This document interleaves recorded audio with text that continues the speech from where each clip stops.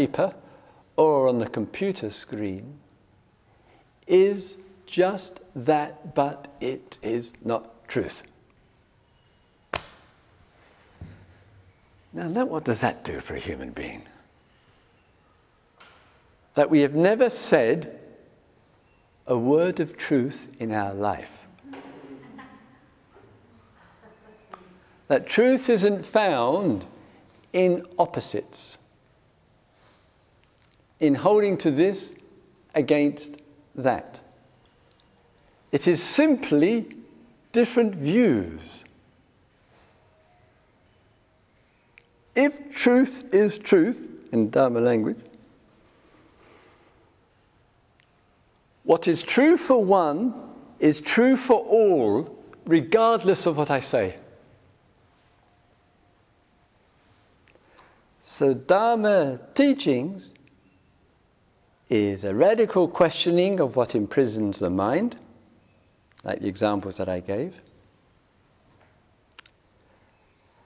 A real interest in discovering what reality is really about and not what we've been told it's about.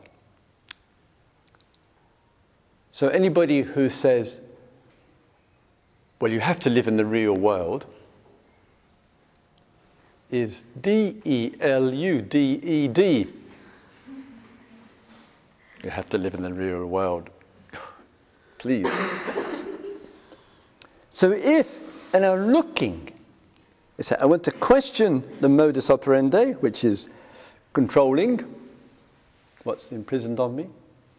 I want to find out and have a real interest in finding out what true reality, and I am willing just to regard all knowledge and information, views and opinions just as that.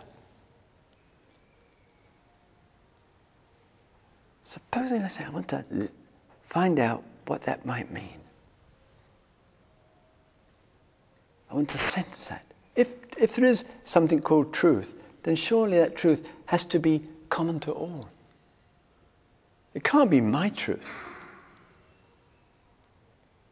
And I want to know what that is. And if I have some doubt, maybe I may have to, just for a little confidence, no more, may have to say, well, some of the saints and the sages from past to present knew what they were talking about.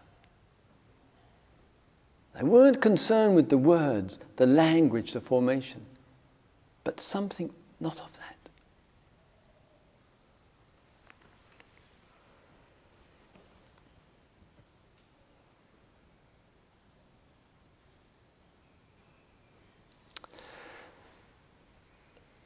One of the aspects of the Buddha's teachings, which I like very much, hope you do too in a good way, is his great interest in dukkha.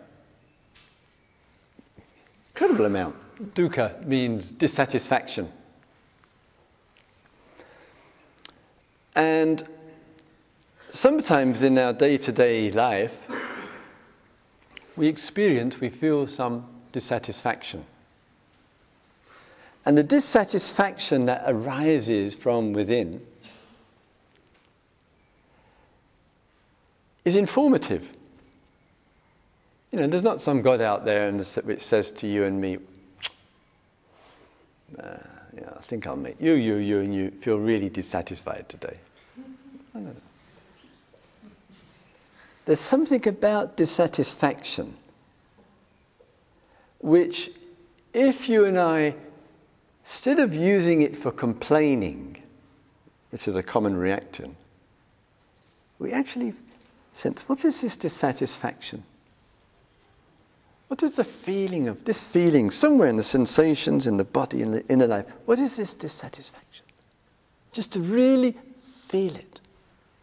And sometimes it takes a lot of awareness, a lot of inner work, and a lot of mindfulness to help trigger and bring right out to the surface the dissatisfactions in one's life. And at times it can be overwhelming and feel so dissatisfied. It's the responsibility, the task of the Sangha to address the dukkha, to address the dissatisfaction. And sometimes that dissatisfaction puts our wisdom right on the line. Because the being right on the line will be, for one of us, what is my engagement with this? Whatever it is.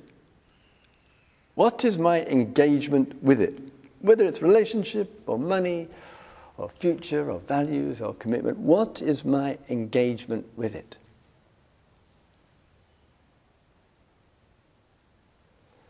And there'll be, for all of us, and I know for myself, challenging and testing points.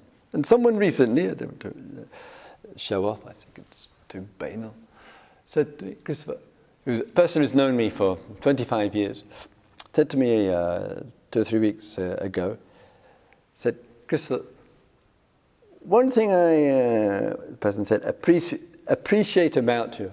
He said, no matter what goes on, you seem to be utterly unwavering in what you do. Utterly unwavering in the vision. No matter what goes on, for you, against you, this, that, and that, nothing breaks the vision. And I appreciated it, and I said, you're right, you're right. Where does that come from? It doesn't come from self. Self can't do that.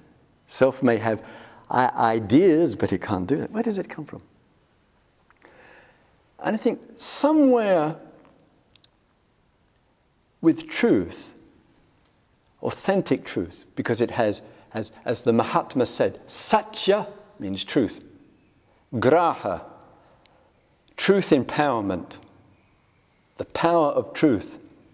Truth force. It's a force. Where it comes from, I know not. But what I see outwardly, inwardly, the potency of truth is it breaks the mold. Do you understand?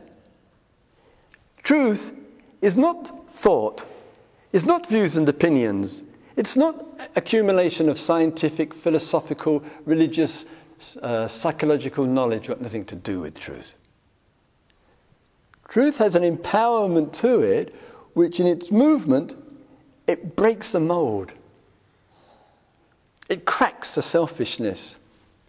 It punctures the anger. It dissolves the fear. It does something that transforms in a way which the knowledge, information, ideas, views and opinions you and I have, it can't do that. They're only words. And so the Mahatma of India, the great Mahatma Gandhi, past and present, what is it that allows that movement? I can't, as a human being, myself, whatever this self is, can't get to it. But it somehow moves us. And that movement carries its own potency. And our meditations, and our silences, and our stillnesses, and our Sangha, and our cooperation, and our working together here and elsewhere, is to allow that movement of truth to move through the existence. And it's an extraordinary thing to do. And for it to have that movement, as a part of a kind of direct engagement with life, means it will move through all the constructions of the belief systems which hold human beings in imprisonment, but it will